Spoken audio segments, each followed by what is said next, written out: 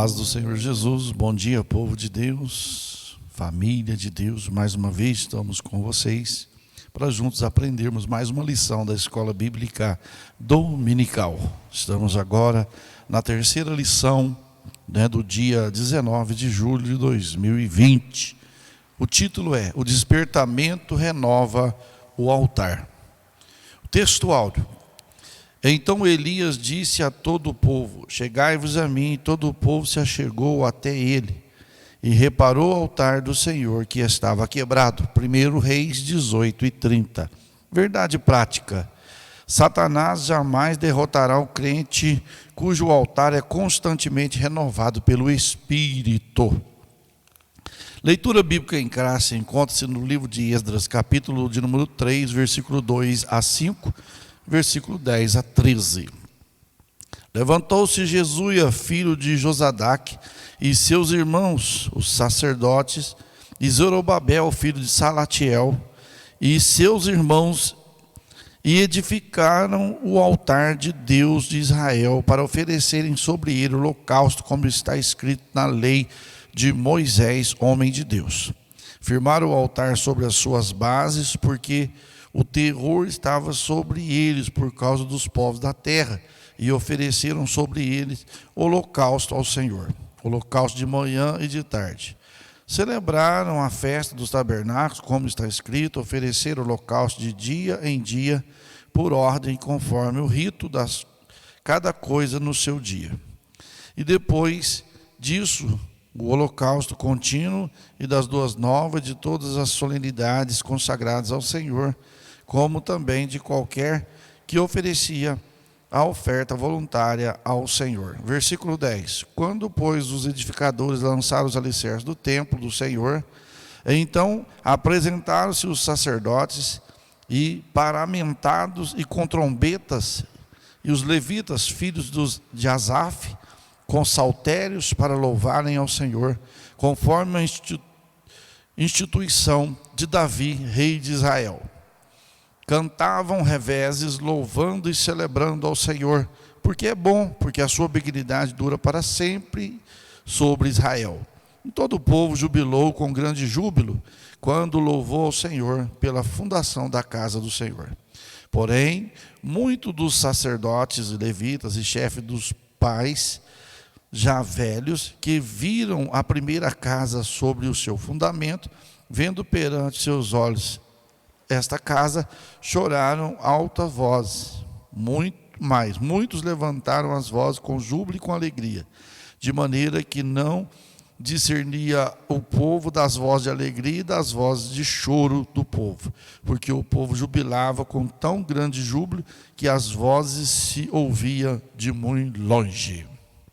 Senhor, em nome de Jesus, te agradeço por essa palavra, por este momento, por esta aula, por mais esse dia aprendermos um pouco da tua palavra. Abençoa cada aluno, cada um dos teus filhos, em nome de Jesus Cristo.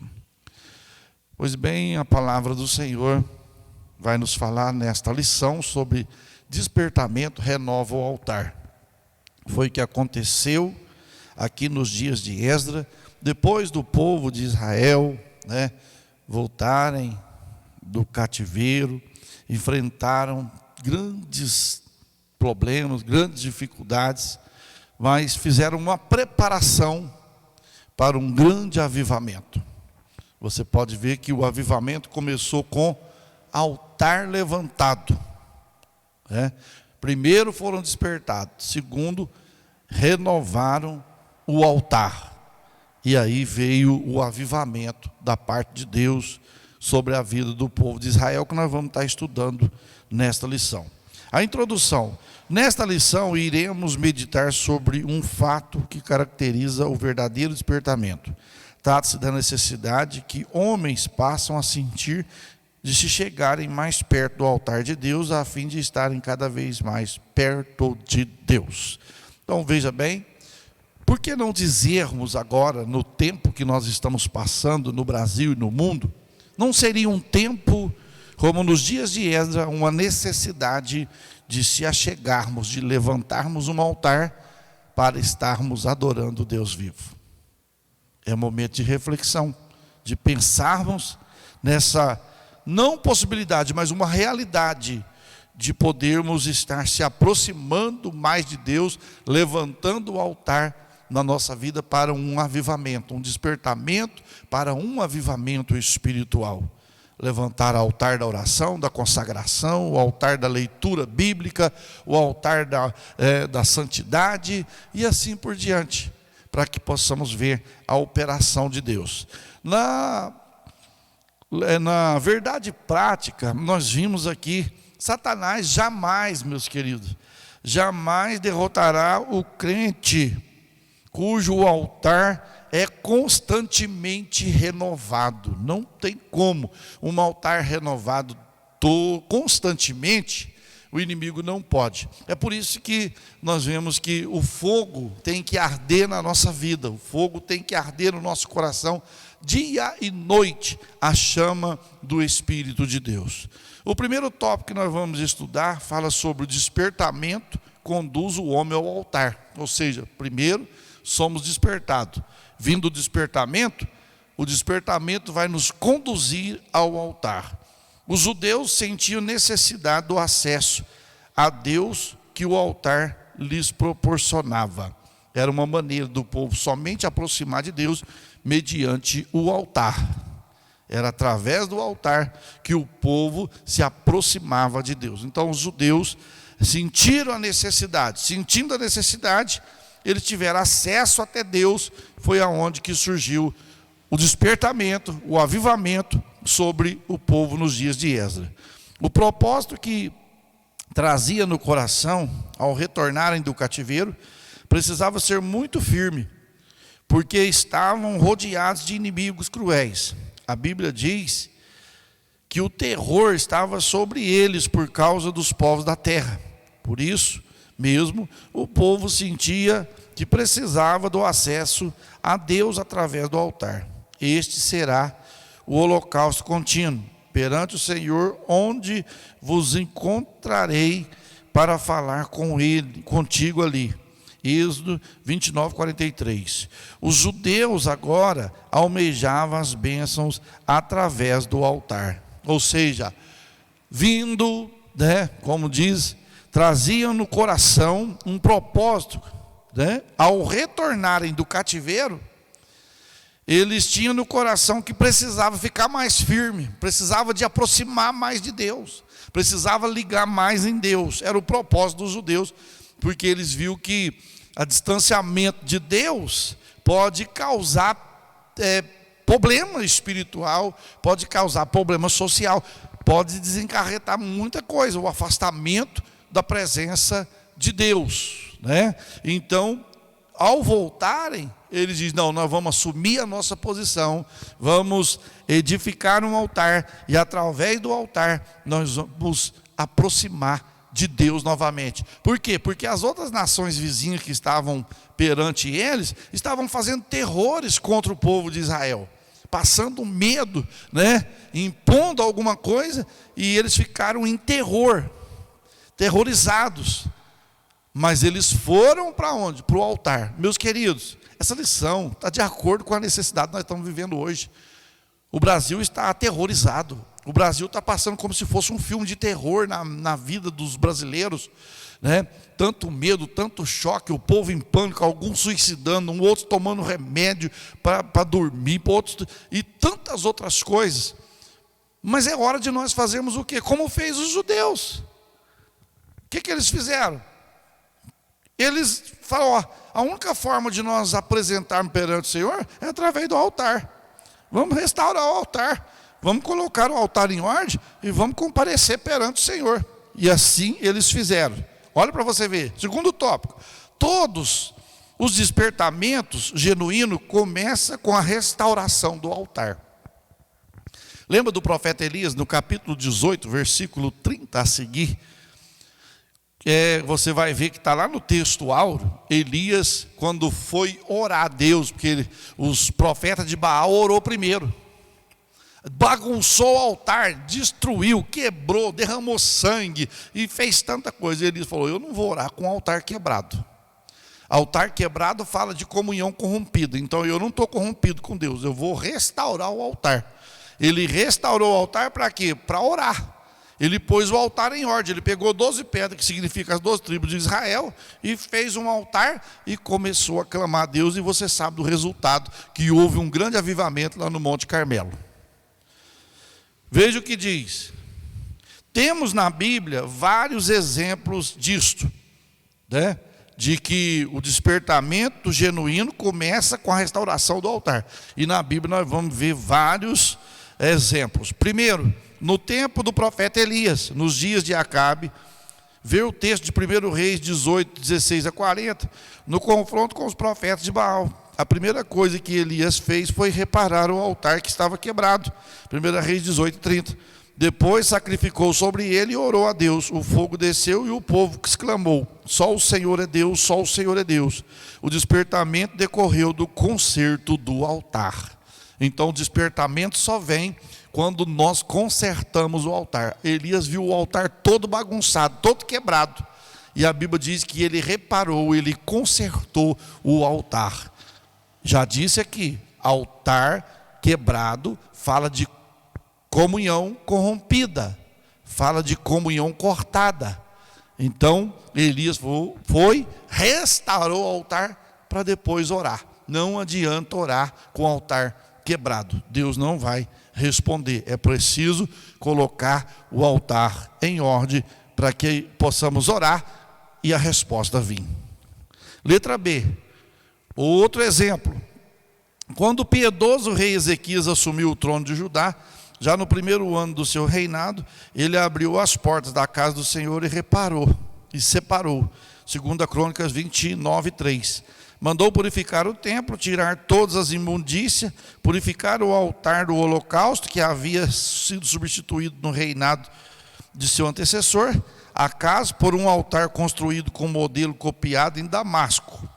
Quando então o sacerdote sacrificou sobre o altar sacrificado, começou um novo cântico na casa de Deus. O despertamento levou à separação do altar. Ou seja, rei Ezequias também, quando pegou o reinado tudo bagunçado, né, que eles haviam trazido, né, altares de Damasco para ali, para Jerusalém, e agora o povo, né, estava com a comunhão cortada, corrompida com Deus. Ele vem, purifica o templo, purifica tudo e traz novamente a adoração a Deus, o cântico a Deus, o louvor a Deus. O que acontece? Um grande despertamento. Então você vê que essa lição, ela fala para nós que para o despertamento, primeiro vem o despertamento na nossa vida. Somos despertados, colocamos o despertamento em prática e vamos para o altar da oração, da consagração, da leitura, da santidade, da obediência. E Deus começa a operar em favor do seu povo. O que está faltando para nós, o que está faltando para a nossa nação, para o nosso povo, é o que é? É de nós podermos colocar o altar em ordem. Acabar com a guerra denominacional, acabar com a guerra que nós vimos aí entre homens que se dizem homens de Deus, igreja. Vamos orar, vamos pôr o altar da oração em ordem em cada igreja, e cada igreja fazendo o seu papel, a glória de Deus vai se manifestar na nossa nação, e o diabo mais uma vez vai ficar envergonhado. Mas nós precisamos, né, de restaurar o altar, como fez Elias, como fez o rei Ezequias. E por último, quando os judeus voltaram do cativeiro, construíram o altar sobre as antigas bases, do modo como manda a lei, Esdras 3:3. E sacrificaram o holocausto ao Senhor. A alegria foi grande entre os judeus, pois podiam de novo sacrificar a Deus e celebrar as festas do tabernáculo. O culto a Deus havia recomeçado. Você vê quantos meses, já vai para 4 meses que as igrejas estão sofrendo esse mal, igrejas fechadas e tudo mais. Você vê aqui, o povo de Israel nos dias de Esdras, o que eles fizeram? Quando eles voltaram do cativeiro, falou: gente, nós não podemos aceitar essa situação. Vamos voltar e vamos fazer um altar. E fez um altar ali, como manda a lei, nas suas antigas bases, que tinha ali já. Eles fizeram o altar para aclamar o Senhor. A alegria foi grande, foi tanto júbilo, tanta alegria, meus queridos, que um povo chorava e o outro sorria. Um povo chorava. Aí misturou voz de choro com voz de alegria e foi uma festa. Ao invés de nós ficarmos caçando alguém para ser bode expiatório do problema que estamos atravessando, vamos orar. A igreja precisa orar como fez eles. E o que aconteceu? Despertamento e sequência do despertamento, um grande avivamento espiritual. E é o que nós precisamos na atualidade. Segundo tópico, nós vamos ver sobre Cristo, o centro da nossa comunhão com Deus. Hoje, o avivamento, você sabe que hoje não é um altar, não é um púlpito que vai trazer o avivamento. Não. Nós vamos ver aqui que Cristo, o centro da nossa comunhão com Deus. Nosso altar precisa estar, nosso coração precisa estar em ordem, da comunhão com Cristo, da nossa comunhão com Cristo, com Deus, né? E nós vamos ver. No tempo do Antigo Testamento, o altar era o ponto central do culto a Deus. Então veja bem, no Antigo Testamento, o altar era o ponto de encontro, aonde as pessoas, eles acreditavam e iam ter um encontro com Deus através do altar. Ali, você vê, Abraão fez um altar, Jacó fez um altar, muitos homens de Deus fizeram um altar no passado. Noé fez um altar após sair da arca. Então fala de comunhão restabelecida, comunhão viva e assim por diante. No tempo do Novo Testamento, o sacrifício de Jesus no Gólgota é o grande acontecimento para o qual o altar apontava profeticamente. Paulo escreveu à igreja em Corinto: primeiro vos entreguei o que também que recebi, que Cristo morreu por nós, por nossos pecados, segundo as Escrituras. Escreveu ainda: porque nada me propus saber entre vós, senão a Jesus Cristo, a este crucificado. Todas as coisas subsistem por ele, para que em tudo, em Jesus, tenha a preeminência. Para vós, os que credes, é preciosa, a pedra principal da esquina. Tudo isto porque Jesus, pela sua morte expiatória, ganhou a redenção para todo mundo. Então veja aí, meus queridos, a nossa comunhão agora é centralizada em quem? Em Cristo. Hoje não é um altar feito de pedra, feito de madeira, igual nós estamos aqui. Não. A nossa comunhão é ligada diretamente com Cristo. Hoje nós temos acesso a Deus por intermédio de Jesus Cristo, que morreu na cruz do Calvário para abrir o caminho para nós termos a salvação. Então veja bem, Jesus morreu para nós, o caminho estava fechado, por isso nós vamos ver lá na frente, a Bíblia fala que o véu se rasgou de alto a baixo, abrindo caminho para nós. Hoje nós temos acesso a Deus por intermédio de Jesus Cristo. Através de Jesus Cristo, nós vamos a Cristo, nós vamos a Deus. E o próprio Jesus, ele chega a dizer assim, e tudo quanto pedirdes em meu nome, crendo recebereis e tê-lo-eis. Então, nós vemos aqui, que Jesus, ele pagou o preço por todos nós, por toda a raça humana, sem exceção, ele pagou o preço. Então, hoje nós temos acesso ao Pai por intermédio de Jesus Cristo, que ofereceu o sacrifício para que hoje tivéssemos esta oportunidade. Primeiro, Cristo, o centro da nossa comunhão com Deus. Toda a Trindade atuou ativamente na morte expiatória de Jesus. Então, na morte expiatória de Jesus na cruz do Calvário, o Pai atuou, o Filho atuou e o Espírito Santo atuou. Todos três atuou na morte expiatória de Jesus. Veja, o Pai, antes da fundação do mundo, o Pai planejou a obra redentora com o sacrifício de seu Filho. Efésios capítulo 3, versículos 6 a 9. Na consumação do século enviou seu Filho, Gálatas 4 e 4, João 3 e 16. O Pai participou diretamente do drama do Gólgota, 2 Coríntios 5 e 19. Então veja aí, o Pai participou, ativamente da morte expiatória, ele atuou na morte expiatória de Cristo. Antes da fundação do mundo, ele já preparou o seu Filho, que é o Cordeiro de Deus que tira o pecado do mundo. Você pode ver que quando foi estabelecida a lei do sacrifício, que era um cordeiro e tudo mais, aquele cordeiro, quando foi celebrado na Páscoa, que Moisés foi sair do Egito com o povo, já era símbolo de Cristo. Então, para você ver que o Pai atuou na morte expiatória de Cristo, do Filho. Jesus, ele participou, Jesus também atuou.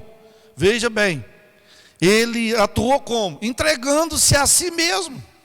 Ele se entregou a si mesmo como oferta de sacrifício. Ou seja, a humanidade precisava de alguém que era puro, sem mancha, sem mácula, para oferecer para resgate da humanidade. Quem se dispôs? O Filho Jesus.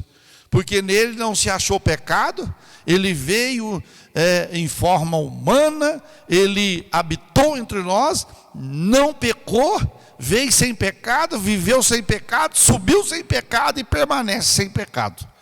Então Cristo atuou, na morte expiatória, entregando-se a si mesmo. Ele levou os nossos pecados sobre o madeiro, ele levou e padeceu para levar-nos a Deus. 1 Pedro 3,18. Ele padeceu para nos levarmos até Deus. Ninguém, meus queridos, ninguém vai ao Pai se não for por Jesus. Para você ver, porque foi ele que morreu. Não é Pedro, não é João, não é Maria, não é Tiago, não é Santo, não.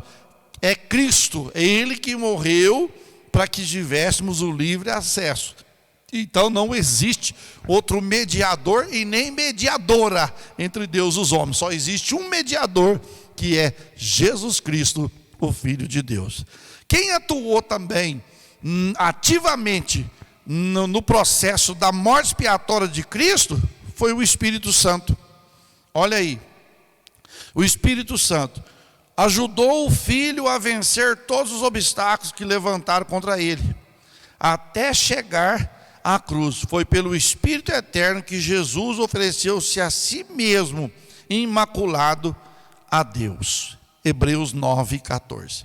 Então, pelo Espírito eterno, o Espírito Santo atuando na vida de Cristo, ajudando a Cristo, a vencer os obstáculos, a superar os obstáculos que surgiram na sua caminhada até o Gólgota. Então, quem atuou ativamente na morte expiatória? O Espírito Santo. Então o Pai, o Filho e o Espírito Santo atuaram nessa expectativa, nessa esperança para a humanidade. Vamos mais. Segundo, meus queridos, o Espírito Santo quer, pelo despertamento, mostrar aos homens a grande vitória de Jesus no Gólgota. Então o Espírito Santo, pelo despertamento espiritual na minha vida, na sua vida, na raça humana, ele quer mostrar o que Jesus ofereceu para nós no Gólgota. O que Jesus fez por nós no Gólgota. Primeiro, o Espírito Santo, ele revela. Efésios 1:17. Iluminados os olhos do vosso entendimento, para que saibamos a grandeza do seu poder sobre nós, que manifestou em Cristo, ressuscitando dos mortos. O Espírito Santo revelou a Pedro que Jesus era o Cristo, o Filho de Deus vivo. Mateus 16:17. Então veja bem, o Espírito Santo revela. O Espírito Santo nos revelou, Ele iluminou os nossos olhos do entendimento para que saibamos a grandeza do poder de Deus que está sobre nós. Então o Espírito Santo revela, para que haja despertamento. Segundo, o Espírito Santo, ele ensina. O Espírito Santo ensina. Ele ensina, vamos lá. O Espírito Santo ensina as profundezas as profundidades do vitupério da cruz de Cristo.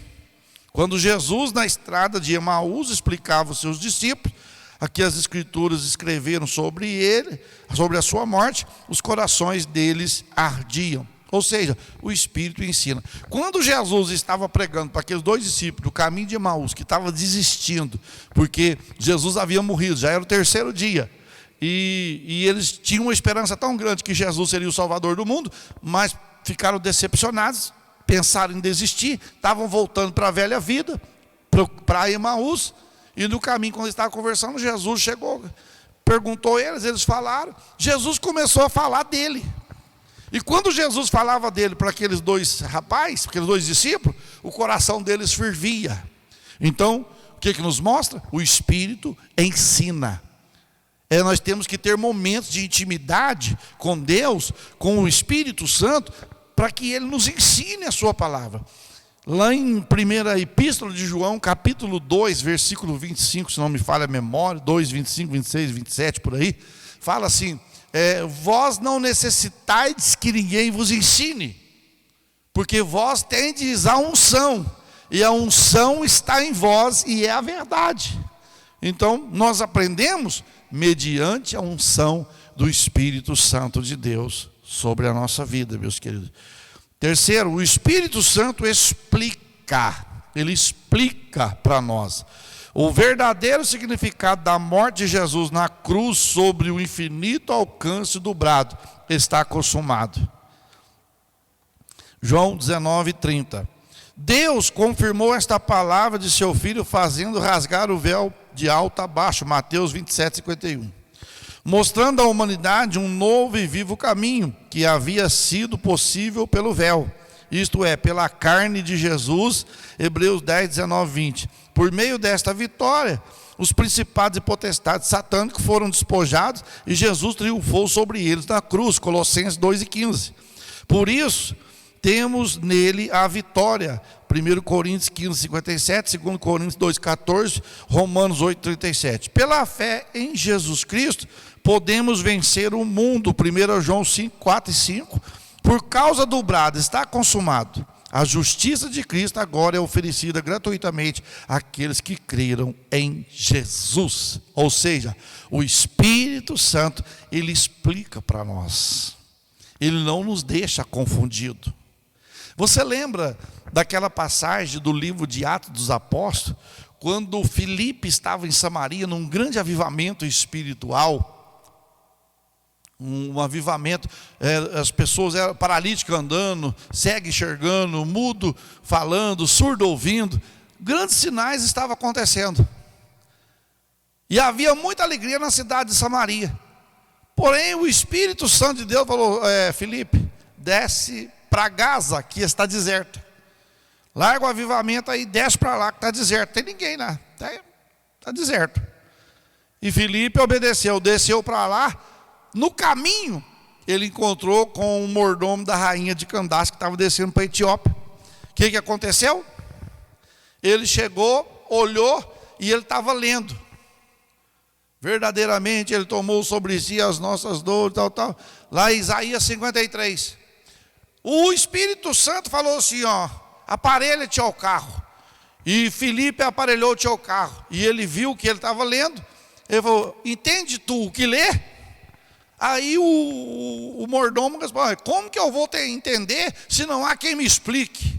Aí foi a hora que o Espírito de Deus, na vida de Filipe, explicou a respeito da salvação. Então o Espírito Santo de Deus, ele nos explica a morte de Jesus no Gólgota, o caminho de Jesus até o Gólgota, até o lugar chamado Caveira.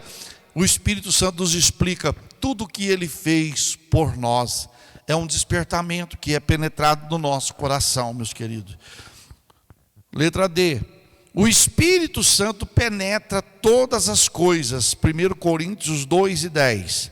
A luz da glória de Cristo revelada na cruz é uma luz que tudo manifesta. Efésios 5:13. Quando esta luz ilumina o painel da nossa consciência, como aconteceu com o profeta Isaías, sentimos grande peso dos nossos pecados e pelo Espírito Santo somos despertados e levados ao arrependimento. Ou seja, o Espírito penetra, né, todas as coisas, a nossa mente, tudo. Ele conhece tudo. Para você ter uma ideia, que na vida do profeta Isaías, o despertamento houve na vida de Isaías, porque o Espírito penetrou a vida de Isaías. Isaías tinha um costume, se você ler do capítulo 5 para trás, até chegar no 6, que no 6 ele tem um encontro com a glória de Deus, mas no capítulo 4, 5, ele vai falar vários ais, ai de fulano, ai de ciclano. Então ele falava de muita gente, ai de fulano, mas a hora que ele viu a glória de Deus, a hora que ele viu o trono de Deus, ele falou, ai de mim, que vou perecendo. Ali o Espírito penetrou a vida dele e revelou para ele a necessidade de se aproximar de Deus. Então, meus queridos, é gratificante a palavra de Deus. É grande a palavra do Senhor para a nossa vida. E nós vamos para o terceiro tópico e o último tópico dessa lição.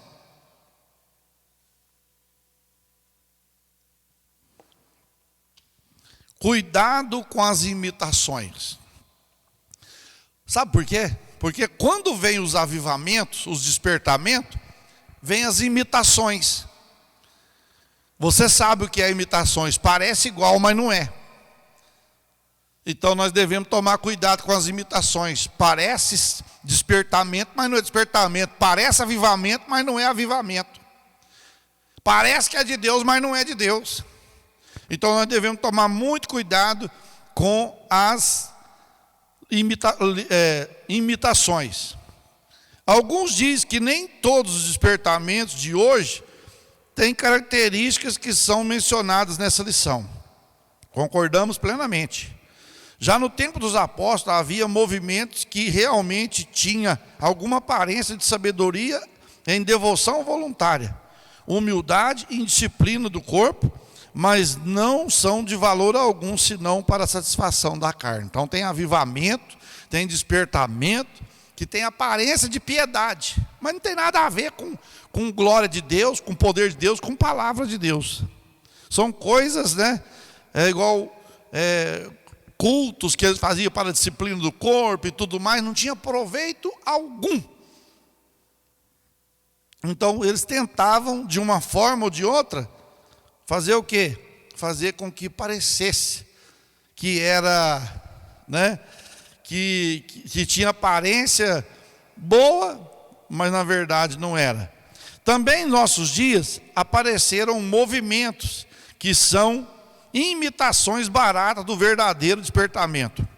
Muitos desses movimentos empregaram técnicas avançadas de denominação psicológicas. Estes avivalistas ou especialistas sabem como, com suas técnicas, dominar o auditório e podem fazer o público rir, chorar e jubilar e pular, bater palmas e etc.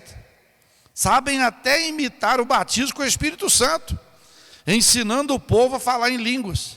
São, porém, experiências sem nenhum poder e sem menor reverência. Então veja aí, quando vem um avivamento genuíno, aparecem os imitadores, para confundir. O diabo gosta de trabalhar no paralelo. E você já viu, né? O paralelo é barato. Você chega numa loja para comprar uma peça do carro, é igual o genérico hoje. Eu tenho um remédio bom e tem um genérico. Aí a pessoa chega lá na loja para comprar uma aparelho. Eu preciso de comprar uma maçaneta do carro. Ó, essa aqui é R$120, mas eu tenho a paralelo, boa também, boa, metade do preço. Primeira rodada que você dá para levantar o vidro, você fica com o pedaço dela na mão. Então o inimigo sempre trabalha com coisa barata. O paralelo do inimigo é barato. Para você ter uma ideia, esses avivamentos de hoje, os avivalistas, eles têm uma técnica de fazer o povo chorar, de fazer o povo rir, faz o povo chorar, faz o povo rir, e o povo acha que é avivamento. O povo acha que é Deus. E outra, ensinam até a falar em línguas. Ensina até ser batizado com o Espírito Santo. Quando eu me converti em 92, na cidade que eu converti, tinha uma igreja, uma seita, uma religião, que eles chamavam as pessoas, vem cá na frente para vocês receberem o batismo com o Espírito Santo. Aí enchia o altar assim de gente lá na porta. Sabe o que eles faziam? Chegava e mandava, fala, xinenana, xinenana, e falava um tanto de coisa lá, repete. Aí o povo, aí foram batizados, mais de 1.000 e poucas pessoas batizadas com o Espírito Santo. Batizada? Aí acabava, quase que eu falei, acabava a reunião deles, camarada ia para balada, churrascada, cervejada, cachaçada. Que batismo é esse? Que não tem mudança, que não tem transformação. É muito barato. É muito barato. O Espírito Santo não é isso não. Então as pessoas acham, né, que vai enganar. E tem gente sendo enganado. Eles ensinam a falar em língua. Até curso de batismo com o Espírito Santo está tendo. Eles falam no ouvido da pessoa uma língua e falam, agora repete. Aí repetiu, aí foi batizado. Batizou. Teve um dia que eles falaram lá que tinha batizado 1.400. Você não via ninguém chorando, misturado com idolatria, misturado com tanta coisa. Eu falei, misericórdia, meu Deus. Como que o povo não enxerga uma coisa dessa? O avivamento, meus queridos, não é isso que o povo está vendo aí, não. Avivamento que aconteceu no mundo pela palavra de Deus, revolucionou nações. Você quer ver se Deus derramar um avivamento no Brasil, por esses dias agora, diante da pandemia que nós estamos vivendo? Você está achando que vai ficar algum corrupto, alguma autoridade corrupta, que estão decretando leis injustas? Você acha que eles vão ficar de pé? Nunca. Ou eles convertem, ou a sepultura está aberta. É uma das duas. Porque Deus não permite. Quando Deus vem com o seu poder, sai da frente. Então, eles fazem o povo rir, ensina batismo com o Espírito Santo, ensina a falar em línguas. E é uns batismos decepcionantes. A pessoa não muda. Eu tomo por base por mim, meus queridos. Porque o dia que Deus me batizou com o Espírito Santo, dia 26 de abril de 1992, eu mudei aí. A minha vida foi transformada. Eu mudei, abandonei um vício assim, tudo. Ninguém precisou de falar nada. Isso não pode, isso não pode. O próprio Espírito de Deus orientava. Agora hoje as pessoas não têm mudança. Uns avivamentos, um outro lá foi fogo puro. Quem pregou? Não teve pregação, não. Então eu estou fora. Eu estou fora desses avivamentos que não tem pregação, não tem palavra. O que avivou? Que fogo é? Fogo de paia. Vamos lá. Uma de nossas igrejas sentiu-se obrigada a orientar os irmãos acerca de um movimento que faz de suas reuniões shows, com apresentação de cantores evangélicos. Nesses shows denominam aplausos, vaia, gritos, assobio, bebidas alcoólicas, jovem dançando e se requebrando de modo até mesmo sensual, enquanto os hinos são sendo entoados. Cuidado, esse tipo de imitação pode fazer com que a glória de Deus se afaste. Todo movimento feito sem que o Espírito Santo esteja na direção não pode prosperar. Glória! E é como uma tartaruga. Olha, você vê, esse avivamento que o Espírito Santo de Deus não está, é como uma tartaruga deitada de costa. Tadinho do bichinho. Movimenta os pés, mas fica no mesmo lugar. Você já viu tartaruga?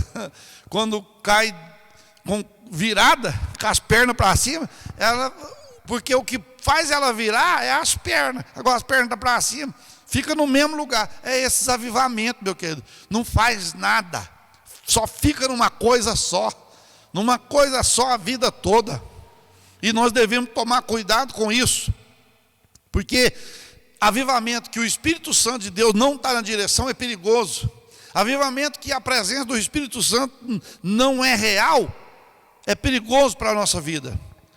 Mantenhamos o Espírito Santo na direção, então veremos cumprir-se a palavra que diz: não indo de força, vão indo de força em força. Salmos 84:7. Glória a Deus. Está aí, meus queridos. Renovação, restauração, somente o Espírito Santo de Deus pode fazer. Avivamento, só a palavra traz. Provérbios tem um texto que fala assim, ó: não havendo lenha, o fogo se apaga. Lenha fala de combustível. Lenha fala de combustível. Combustível para nós que mantém o fogo aceso é palavra. É palavra no altar. É palavra. Nós precisamos de palavra. O povo precisa de palavra. Bíblia. O povo nunca vai se arrepender se não for palavra. Não adianta eu chegar aqui e fazer 1.500 e uma proposta para o povo, revelar aqui, revelar CPF, revelar identidade, revelar conta no banco. Não adianta, isso aí é perda de tempo. O negócio é palavra, realidade da palavra. Então, o avivamento precisa urgentemente acontecer na nossa vida. Despertemo-nos e busquemos um avivamento urgente. Pai, em nome de Jesus, te agradeço por essa lição. Que o Senhor continue abençoando cada um dos nossos irmãos, cada um dos nossos ouvintes, com tua graça e teu poder, em nome do Senhor Jesus Cristo. Meus queridos, que Deus te abençoe, que a graça do Senhor Jesus, o amor de Deus, a comunhão do Espírito Santo permaneça com todos nós, hoje e sempre. Guarda essa lição em nome de Jesus.